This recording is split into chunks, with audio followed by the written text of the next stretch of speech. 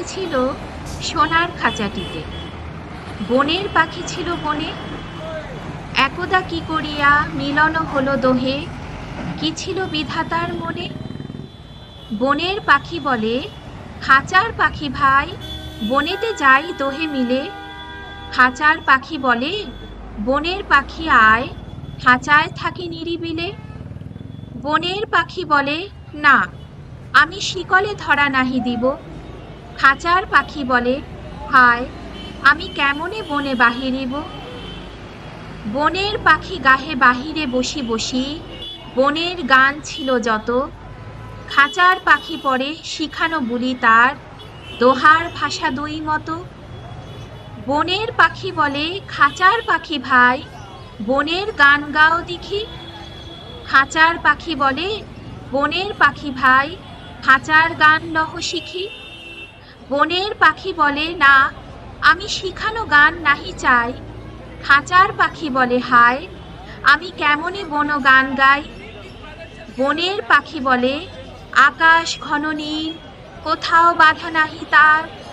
খাঁচার পাখি বলে, খাঁচাটি পরিপাটি, কেমন ঢাকা চারিধার। বনের পাখি বলে, আপনা ছাড়ি দাও মেঘের মাঝে একেবারে। খাঁচার পাখি বলে, নিরালা সুখ কোণে, বাঁধিয়া রাখো আপনারে।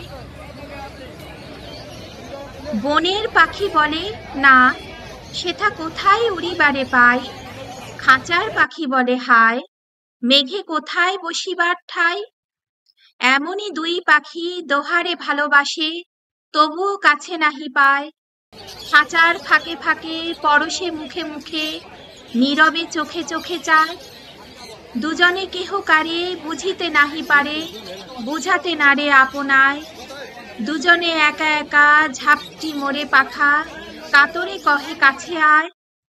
বনের পাখি বলে, না, কবে খাঁচার রুধি দিবে দ্বার। খাঁচার পাখি বলে, হায়, মোর শক্তি নাহি উড়িবার। এতক্ষণ আমি আপনাদেরকে বিশ্বকবি রবীন্দ্রনাথ ঠাকুরের দুই পাখি কবিতাটি পড়ে শোনাচ্ছিলাম। এর কারণ কি আপনারা এই ব্লগটা দেখতে দেখতে আশা করি বুঝে যাবেন। আচ্ছা বলুন তো, কলকাতার মধ্যে সব থেকে বড় হোলসেল পেট মার্কেট কোথায়? শুধু কলকাতার মধ্যে নয়, গোটা ওয়েস্ট বেঙ্গলের মধ্যে। কোথায় সব থেকে বড় ডগ মার্কেট? আচ্ছা কোথায় বলুন তো সব থেকে বড় ফিশ মার্কেট বা বার্ড মার্কেট, এক্সোটিক স্পিসিসে?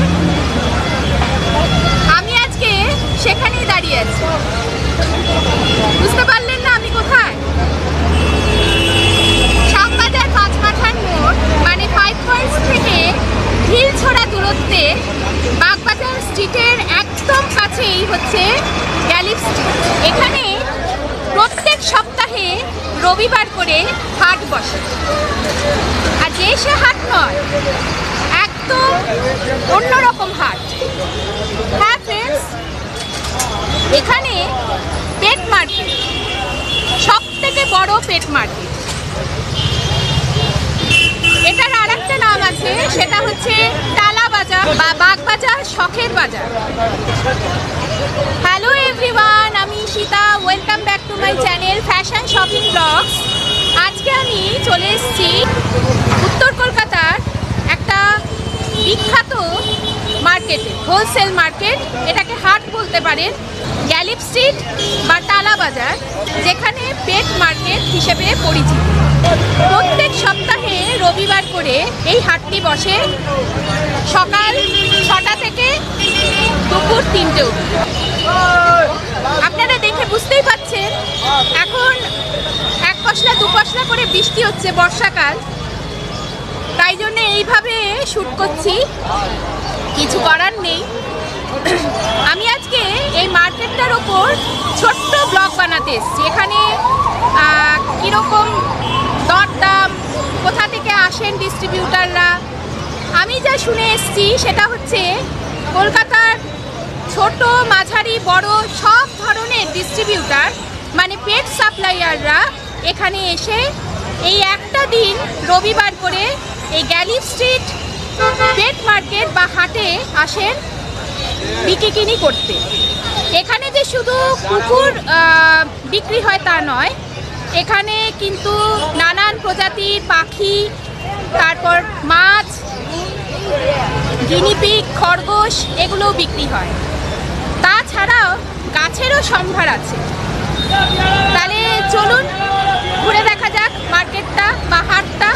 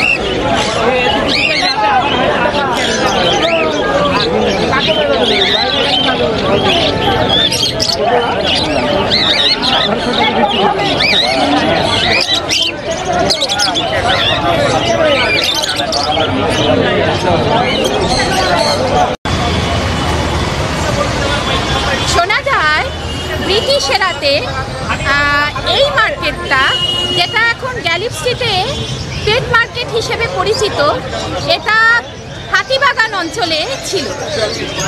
এটা কিন্তু বহু পুরনো মার্কেট। 1990 সাল নাগাদ হাতিবাগান থেকে এই মার্কেটটা শিফট করে। তার কারণও আছে, ওখানে আসলে ট্রাফিক জ্যাম হয়ে যাচ্ছিল, রাস্তার প্রবলেম, ফুটপাতের প্রবলেম, নানান রকম প্রবলেমের জন্য হাতিবাগান থেকে 1990 সালে এই মার্কেটটা শিফট করে গ্যালিফ স্ট্রিটে চলে আসে।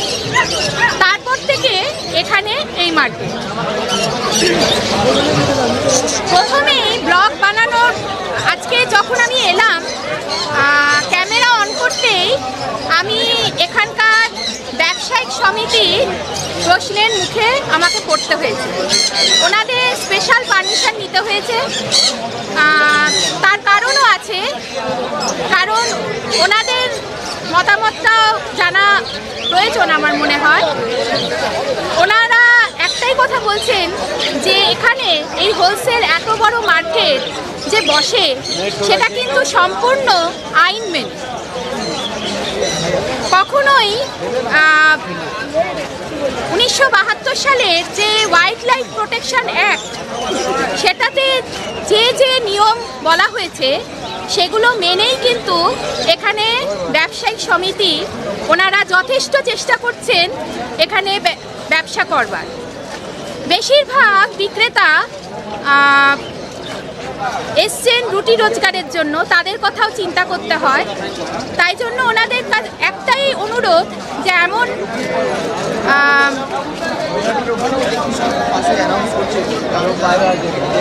এমনভাবে অনেকেই রিপ্রেজেন্ট করছেন, ভুল বার্তা যাচ্ছে, সেটা যেন না হয়।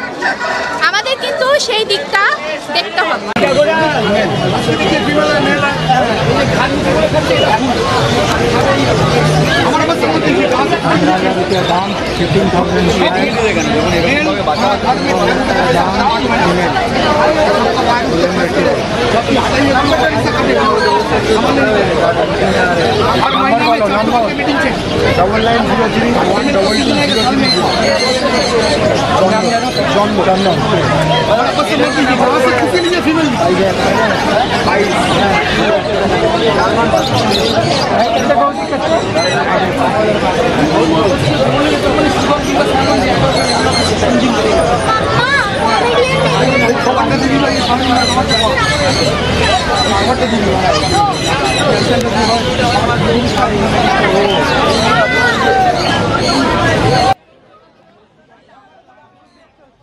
দিনটা একই রবিবার, এমনিতেই সকাল থেকেই ছুটির আমেজ।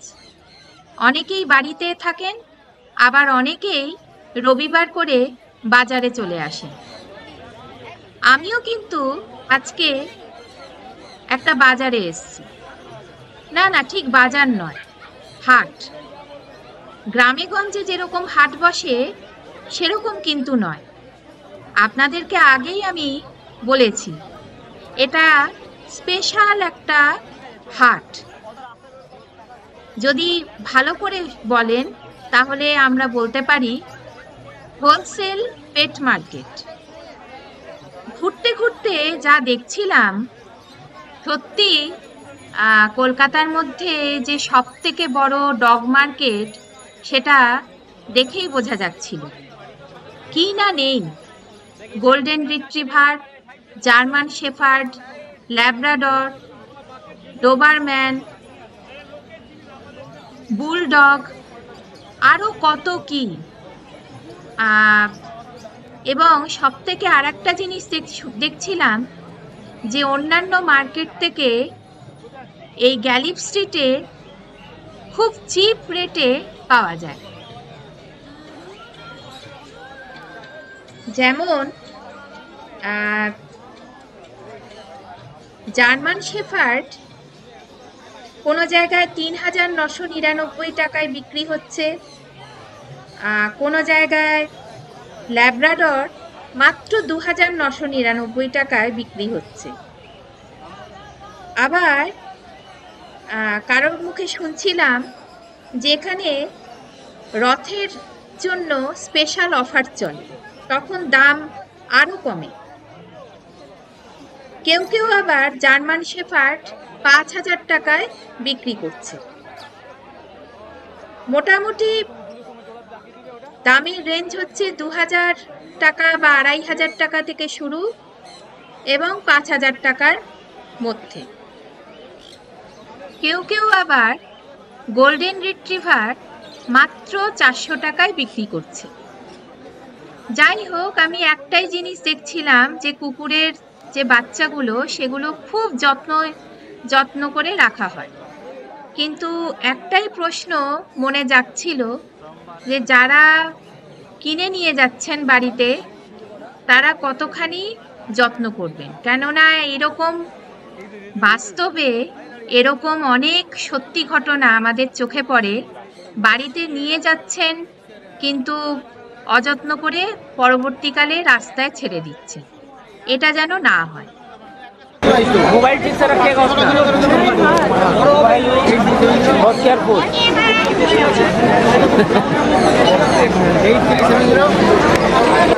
অনেকের মনে প্রশ্ন, গ্যালিপ স্ট্রিট নামটা কেন হয়েছে?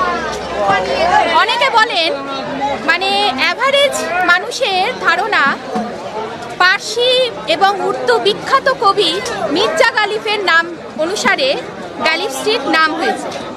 গালিব, মির্জা গালিব অনেকটা উচ্চারণের অপভ্রংশে, মানে উচ্চারণের ভুলে সেটা আস্তে আস্তে গ্যালিপ হয়ে গেছে।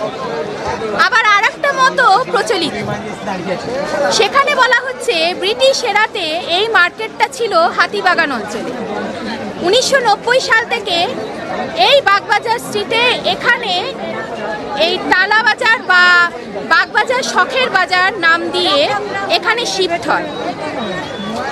ব্রিটিশ এরাতে যেহেতু এই মার্কেটটা ছিল, তাই জন্য জন ফ্রেডরিক গ্যালিব, একজন ব্রিটিশ আর্মি, তার নাম অনুসারে গ্যালিপ স্ট্রিট হয়েছিল।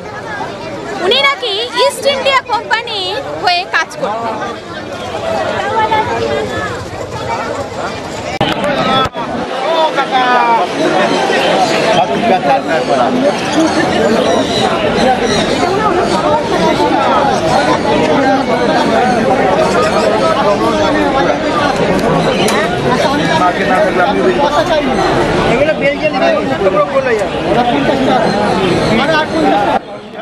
আপনাদেরকে আমি প্রথমের দিকে জানিয়েছিলাম যে ক্যামেরা অন করবার আগেই আমি এখানকার মানে বাগবাজার শখের হাট ব্যবসায়িক সমিতি অনেক প্রশ্নের মুখে বাধার সম্মুখীন হয়েছি, কারণ ওনাদের ইউটিউবারদের নিয়ে প্রবলেম। অনেক বাধা সত্ত্বেও আমি পরে পারমিশন পেয়েছি এবং ওনাদের একটাই বক্তব্য ছিল আমার কাছে যে আমি ক্যামেরা করতে পারি, কিন্তু কিছু শর্ত সাপেক্ষে। ওনাদের হয়ে ব্লগে ওনাদের কথা বলতে হবে। কোর্টে কেস চলছে অনেক বিষয় নিয়ে। পাখির যে বাজার, পাখির যে মার্কেট, সেটা একেবারেই কমে গেছে। এখানে যারা ব্যবসা করতে আসেন বেশিরভাগই গরিব। তাদের কথা মাথায় রেখে, তাদের রুটি রোজগারের কথা মাথায় রেখে ওনাদের বক্তব্য আমি শুনেছি এবং তারপরেই আমাকে স্পেশাল পারমিশন দেওয়া হয়েছিল। ওনারা নিজেরাই জানিয়েছেন যে 1972 সালের যে ওয়াইল্ড লাইফ প্রোটেকশন অ্যাক্ট, সেই অনুযায়ী মাছ এবং পাখির ব্যবসার অনেক কিছু আইনত নিষিদ্ধ। কোর্টে এখনো কেস চলছে, কিন্তু গরিব যারা আসেন এখানে ব্যবসা করতে বেশিরভাগই গরিব।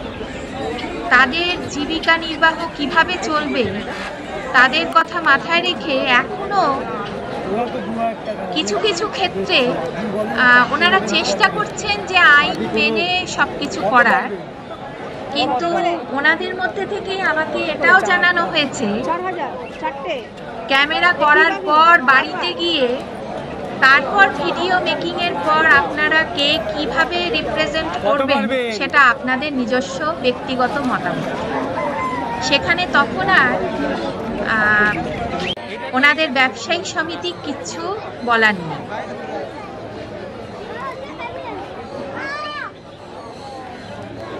ব্যক্তিগতভাবে আমার যা চোখে ধরা পড়লো সেটা হচ্ছে 1972 ওয়াইল্ড লাইফ প্রোটেকশন অ্যাক্ট অনুযায়ী টিয়ার মতো বহু বিলুপ্তপ্রায় বিরল প্রজাতির প্রাণী বা পাখি কমার্শিয়াল পারপাসে কেনা বেচা আইনত নিষিদ্ধ হলেও এখনো কিন্তু এখানে কিছু ক্ষেত্রে আইন না মেনে ব্যবসা করা হচ্ছে।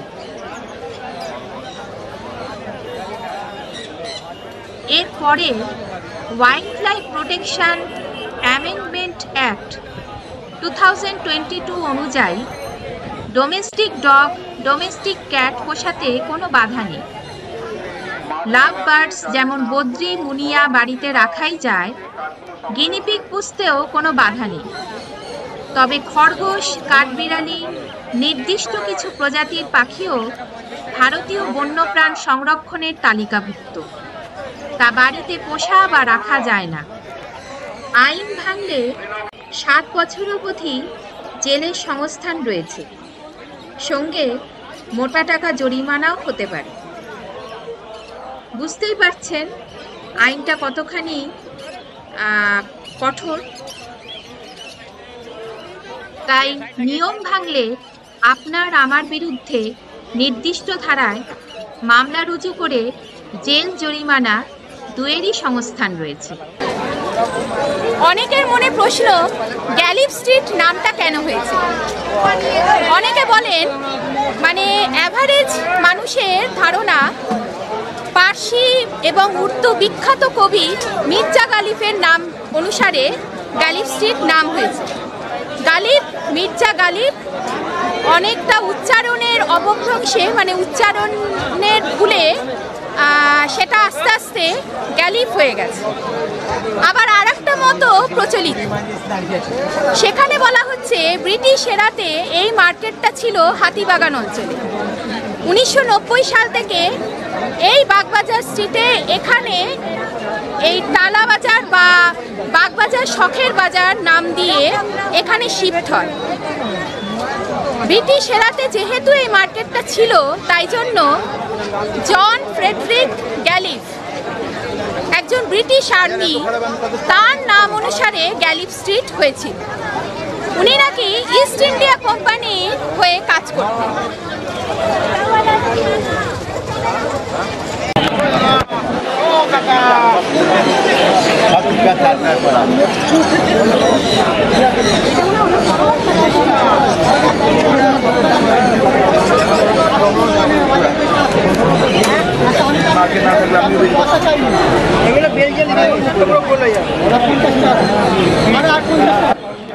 আপনাদেরকে আমি প্রথমের দিকে জানিয়েছিলাম যে ক্যামেরা অন করবার আগেই আমি এখানকার মানে বাগবাজার শখের হাট ব্যবসায়িক সমিতি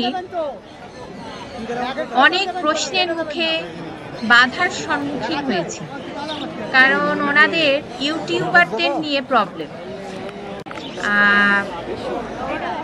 অনেক বাধা সত্ত্বেও আমি পরে পারমিশন পেয়েছি এবং ওনাদের একটাই বক্তব্য ছিল আমার কাছে যে আমি ক্যামেরা করতে পারি, কিন্তু কিছু শর্ত সাপেক্ষে। ওনাদের হয়ে ব্লগে ওনাদের কথা বলতে হবে। কোর্টে কেস চলছে অনেক বিষয় নিয়ে। পাখির যে বাজার, পাখির যে মার্কেট, সেটা একেবারেই কমে গেছে। এখানে যারা ব্যবসা করতে আসেন বেশিরভাগই গরিব।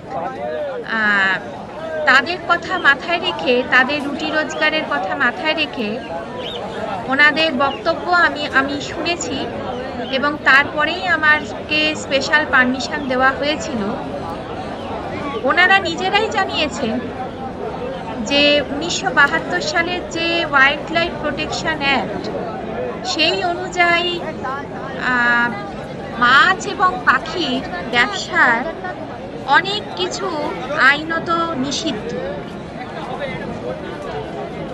কোর্টে এখনো কেস চলছে, কিন্তু গরিব যারা আসেন এখানে ব্যবসা করতে, বেশিরভাগই গরিব। তাদের জীবিকা নির্বাহ কিভাবে চলবে তাদের কথা মাথায় রেখে এখনো কিছু কিছু ক্ষেত্রে ওনারা চেষ্টা করছেন যে আইন মেনে সবকিছু করার, কিন্তু ওনাদের মধ্যে থেকে আমাকে এটাও জানানো হয়েছে ক্যামেরা করার পর বাড়িতে গিয়ে তারপর ভিডিও মেকিং এর পর আপনারা কে কিভাবে রিপ্রেজেন্ট করবেন সেটা আপনাদের নিজস্ব ব্যক্তিগত মতামত। সেখানে তখন আর ওনাদের ব্যবসায়িক সমিতি কিচ্ছু বলার নেই।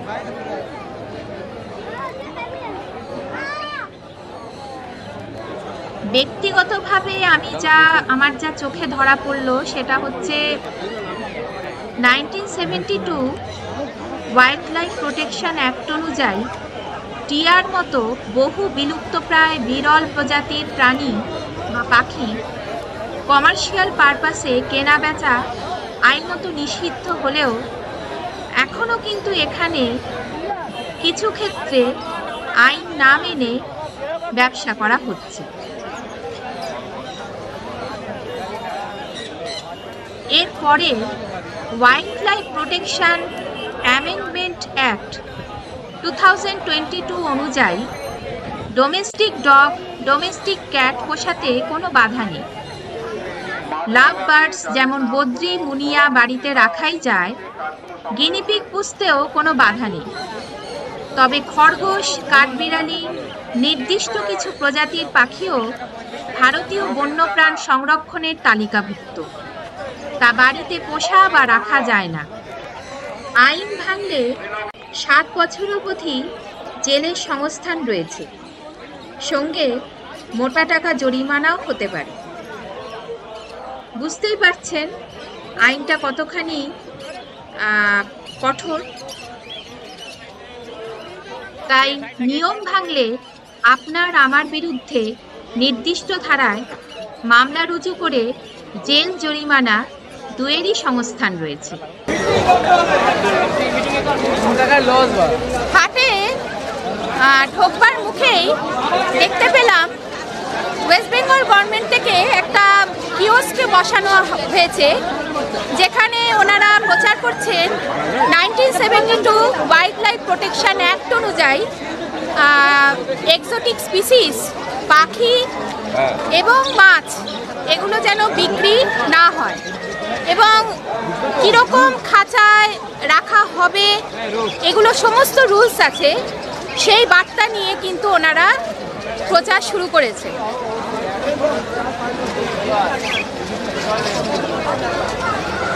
ওনাদের আমাদের মানে ইউটিউবার বা ব্লগারদের কাছে একটাই অনুরোধ যে আমরা ক্যামেরায় ছবি তুলে নিয়ে যাচ্ছি, আমাদের ক্যামেরার লেন্সে ধরা পড়ছে যে ছোট পরিসরের খাঁচায় একসাথে অনেক পাখি রাখা হয়েছে, কিন্তু উল্টো দিকটা আমরা মানে যতটুকু ক্যামেরায় ধরা পড়ছে ততটুকু। তার পরের অধ্যায়টা কি সেটা ওনারা বললেন যে আমাদের কিছু করার নেই, এই জন্যেই ওনাদের অনেকের আপত্তি ভিডিওগ্রাফি করার। কিন্তু আমি পারমিশন পেয়েছি, পারমিশন নিয়েই তুলছি। ওনাদের বক্তব্য এইটাই যে খুব বিক্রি হয় বলে একটা দিনই বসে বলে কিছু সময়ের মধ্যেই খাঁচা ফাঁকা হয়ে যায়, যার জন্য ওনারা কোনো আইন ভেঙে কোনো কাজ করছেন না।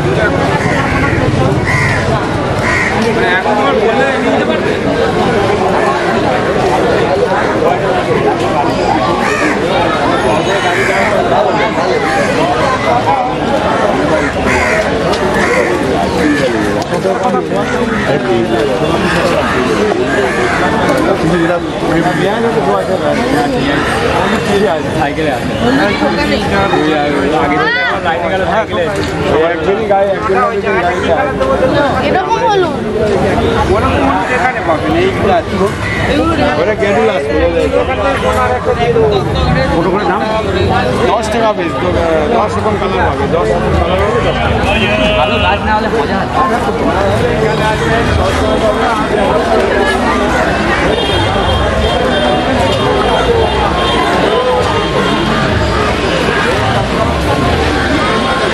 পেছনে ওইটা কি বলতো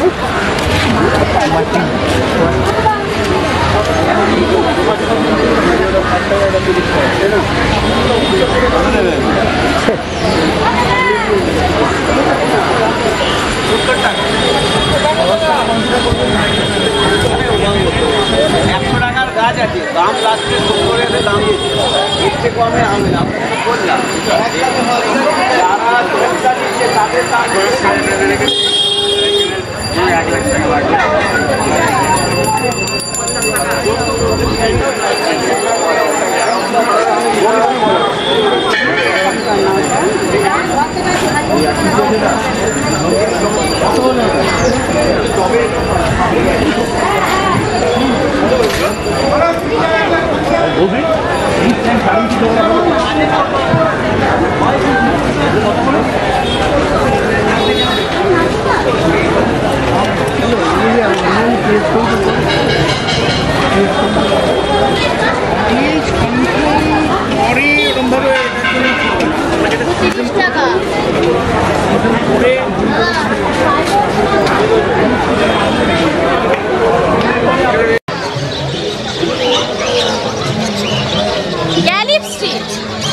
এই জায়গাটা খুব পপুলার কেন বলুন তো, এর ভেতর দিয়ে বাগবাজার মাল্টিপারপাস গার্লস স্কুলে যাওয়া যায়, খুব শর্টকাট রাস্তা।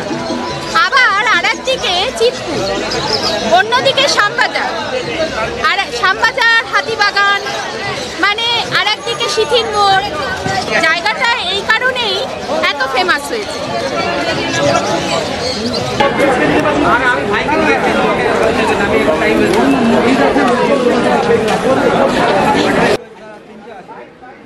খুব ছোটবেলা থেকেই গ্যালিফ স্ট্রিটের সাথে আমার পরিচয়। কি করে জানেন? তার কারণ হচ্ছে আমার স্কুল হচ্ছে Bagbazar multipurpose high school. Galiff স্ট্রিটের পাশ দিয়েই, ভেতর দিয়েই একটা গলি আছে, সেই গলি দিয়ে শর্টকাট রাস্তা, খুব সহজে যাওয়া যায় বাগবাজার মাল্টিপারপাস গার্লস স্কুলে। টালা ব্রিজ দিয়ে যখন বাগবাজার বাটা অবধি যখন জ্যাম হতো, তখন আমার মনে আছে আমাদের স্কুল বাস শর্টকাট রাস্তা এই গ্যালিফ স্ট্রিট দিয়ে নিয়ে যেত। যাই হোক, গ্যালিফ স্ট্রিটের পেট মার্কেট তাই ছোটবেলা থেকেই নাম শুনেছি, কিন্তু এত বছর বাদে নিজে আসা এই মার্কেটে। তবে আমি এই মার্কেটে এসে আরো অবাক হয়ে গেলাম। এখানে পোষ্য প্রাণী পাখি পাওয়া যায় এটা আগে থেকেই জানতাম, কিন্তু এখানে যে গাছও পাওয়া যায় সেটা জানা ছিল না।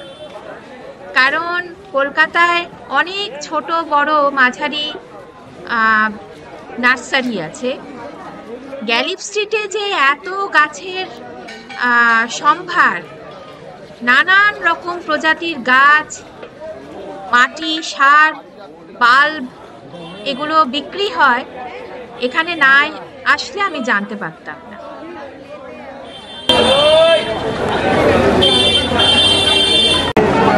নমস্কার দাদা, আচ্ছা আপনার নামটা একটু বলুন।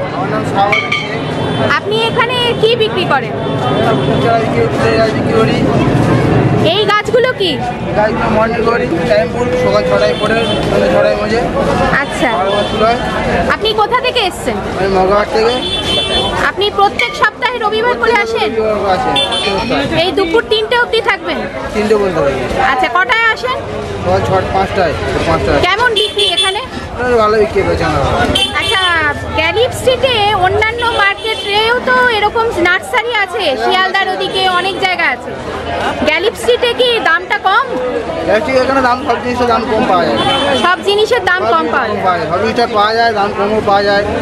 আচ্ছা, আর এমনি কি কি রেখেছেন একটু বলুন। চাঁদি টগর আছে, এরিকা আছে, বেল আছে, জুঁই আছে, ঝাউ আছে। আচ্ছা আচ্ছা, এখানে পাইনের আছে, জেট প্ল্যান আছে, কামিনী আছে, সব রকম।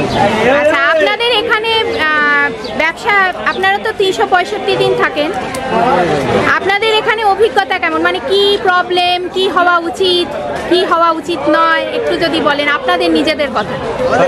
প্রবলেম এখানে দোকান ছাড়া আছে, ব্যবসা চলছে এখানে ভালো। আচ্ছা, কোনো অসুবিধা হচ্ছে না এখানে। আচ্ছা, কোনো প্রবলেম হচ্ছে না। কোনো প্রবলেম হচ্ছে না। ঠিক আছে, অনেক ধন্যবাদ।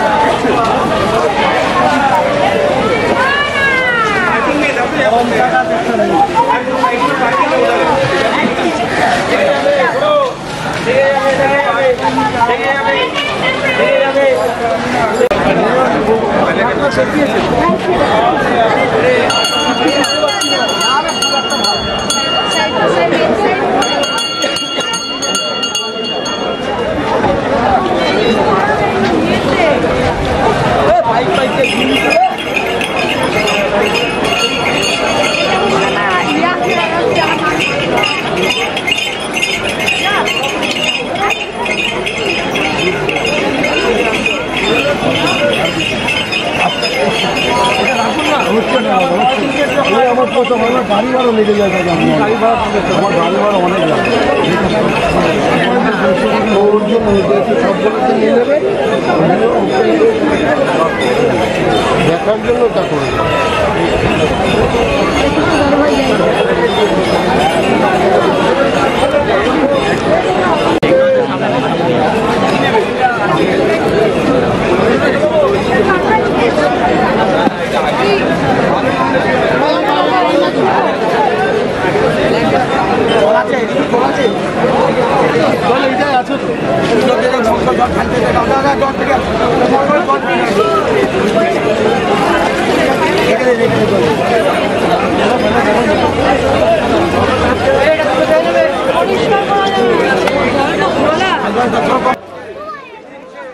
Galiff Street wholesale pet market.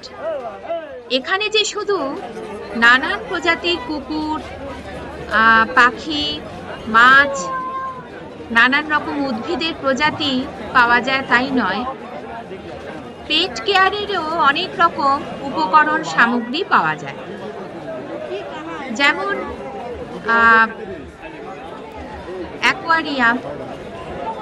অ্যাকোয়ারিয়ামের রঙিন পাথর, ইলেকট্রিক বাল্ব, লাইট, তারপর হচ্ছে মাছেদের খাবার, ওয়ার্মস, পাখিদের খাঁচা,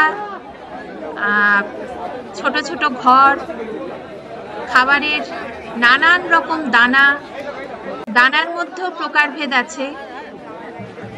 এছাড়া কুকুরের, খরগোশের, গিনিপিগের জন্য খাবার, ছোট ছোট ঘর, খাঁচা, গাছেদের সার, তারপর মাটি, গাছে জল দেওয়ার জন্য সরঞ্জাম, মাটির টব ইত্যাদি। শুধু মেডিসিনটাই পাওয়া যায় না এখানে।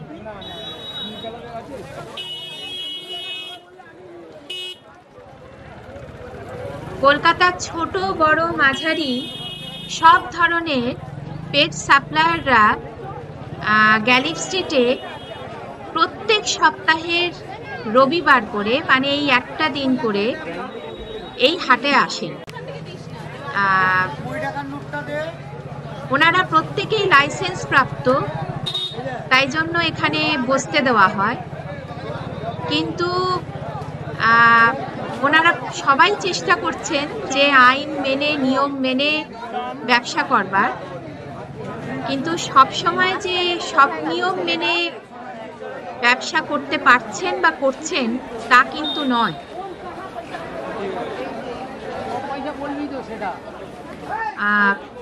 এই নিয়ে এর বিরুদ্ধে কলকাতা হাইকোর্টে, এমনকি সুপ্রিম কোর্টেও কেস চলছে।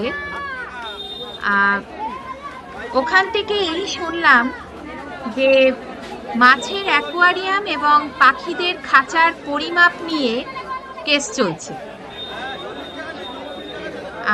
আইন করে দেওয়া হয়েছে যে মাছের অ্যাকোয়ারিয়ামের এবং পাখির খাঁচার জন্য কত পরিমাপ হওয়া উচিত এবং তার মধ্যে সর্বাধিক কটা মাছ এবং কটা পাখি রাখা যায়, সেই নিয়ম কিন্তু সব সময় মানা হচ্ছে না।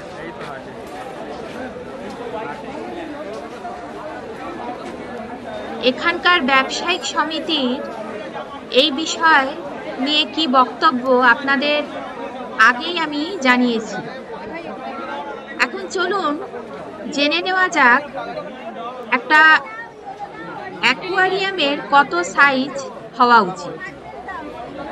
প্রথম অ্যাকোয়ারিয়ামের জন্য প্রস্তাবিত আকারটি আদর্শভাবে বড়, মানে 20 গ্যালন অর্থাৎ 80 লিটারের চেয়ে ছোট হওয়া উচিত নয়। একটি 29 গ্যালন বা 30 গ্যালন মানে 120 লিটার বা তার চেয়ে বড় অ্যাকোয়ারিয়াম প্রথমবারের শখের জন্য দুর্দান্ত। আর যদি পাখির খাঁচার মাপ কত হওয়া উচিত জানতে চান, তাহলে তার উত্তর হচ্ছে পাখির পাখার বিস্তার প্রথমে পরিমাপ করতে হয়, তারপর তাকে 3 দিয়ে গুণ করতে হয়। এটি আমাদেরকে খাঁচাটির সবচেয়ে ছোট গভীরতা সম্পর্কে একটা ধারণা দেয়। এখন খাঁচার সর্বনিম্ন প্রস্থের জন্য পাখির ডানার স্প্যানটিকে 2.5 গুণ করুন। পাখিরা তাদের খাঁচার প্রস্থকে তারা উচ্চতার চেয়ে বেশি ব্যবহার করে এবং খাঁচাটি পাখির ডানার প্রস্থের দ্বিগুণ হওয়া উচিত।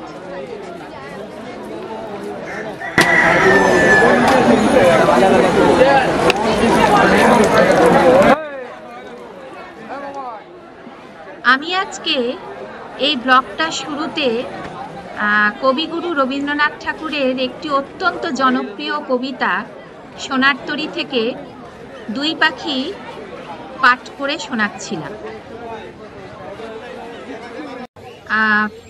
বনের পাখি মুক্ত বা স্বাধীন এবং খাঁচার পাখি পরাধীন, অর্থাৎ এখানে কবি নিজে। এই 2 পাখির কথার মাধ্যমে প্রকাশিত হয়েছে মানব জীবনের 2টি অবস্থা। উপরোক্ত কবির নিজস্ব মন্তব্য থেকেই কবিকে প্রেরণা দিয়েছিল 2 পাখির রচনা বিষয় বস্তু, যা পরাধীনতা বেদনা রূপলাভ করেছে। আরেকদিকে স্বাধীন সত্তার বাণী মূর্ত হয়েছে। খাঁচার পাখির মতো জীবন হচ্ছে আমাদের শহরের জীবন। এই কবিতার সারমর্ম বলতে গেলে বলা যায়, বনের পাখি আর খাঁচার পাখির দেখা হয়ে যায় বিধাতার বিধির লিখনে। বনের পাখি দেখা হওয়ার সাথে সাথেই খাঁচার পাখিকে আহ্বান জানায় বদ্ধ খাঁচার পরাধীন একঘেয়ে শেকল পড়া জীবন ছেড়ে বনের স্বাধীন জীবনে চলে আসার জন্য। কিন্তু কি আশ্চর্য, খাঁচার পাখি তাতে সম্মত হতে পারে না। বরঞ্চ খাঁচার পাখি বনের পাখিকে পরিপাটি নিরিবিলি খাঁচাতে চলে আসার জন্য আহ্বান জানায়। আমরা পাঠকরা বিস্মিত হয়ে যাই। স্বাধীনতার মুক্তির স্বাদ নিতে চায় না খাঁচার পাখি, কিন্তু কেন? সজ্জিত পরিপাটি খাঁচায় দিনের পর দিন বসবাস করে খাঁচার পাখির মনে এক অজানা ভয়, সংশয়, আত্মবিশ্বাসহীনতা কাজ করে। স্বাধীন মুক্ত জীবনের স্বাদ, আনন্দ তার কাছে সম্পূর্ণ অপরিচিত, অনাস্বাদিত। খাঁচার ভিতরে নির্ভরশীল পরিপাটি জীবনে সে অভ্যস্ত। এরকম জীবনকে সে মেনে নিয়েছে এবং মনেও নিয়েছে। দীর্ঘদিনের পরাধীনতা, দীর্ঘদিনের নির্ভরশীল জীবনে থেকে থেকে সে অভ্যস্ত। তাই জন্য বনের পাখির ভাষা সে বুঝতে পারে না। বনের পাখি স্বতঃস্ফূর্তভাবে বনের গান আনন্দ চিত্তে পরিবেশন করে খাঁচার পাখিকে তার হৃদয়ের অনুভূতি প্রকাশ করতে চায়। ভিন্ন পরিবেশে বেড়ে ওঠা, ভিন্ন গান শুনে অভ্যস্ত খাঁচার পাখির কাছে তা দুর্বোধ্য বলে মনে হয়। প্রত্যুত্তরে খাঁচার পাখি যখন তার শেখানো বুলি এবং গান দিয়ে বনের পাখির সাথে ভাব বিনিময় করতে চেষ্টা করে, বনের পাখিও তার গানের ভাষা বুঝতে পারে না। স্বাধীন এবং পরাধীন এই দুটো জীবনের একটা দ্বন্দ্ব চলেছে গোটা কবিতা জুড়ে। ঘরের বাইরে পা রাখলেও আমরা কিন্তু এখনো নানান রকম নিয়ম নিষেধাজ্ঞায় জর্জরিত এবং পরাধীন। আশা করি আপনাদের আমার আজকের ছোট্ট ব্লগটা ভালো লেগেছে। যদি ভালো লাগে তাহলে অবশ্যই লাইক করবেন, শেয়ার করবেন এবং কমেন্ট করবেন। আপনাদের মতামত আমার কাছে অত্যন্ত গুরুত্বপূর্ণ। আর অবশ্যই আমার চ্যানেলটাকে সাবস্ক্রাইব করবেন। আগামী এপিসোডে আবার অন্য কোনো জায়গায় অন্য কোনো টপিক নিয়ে আপনাদের সামনে হাজির হব। তাহলে আজকে এই পর্যন্তই। Thanks for watching. বাই।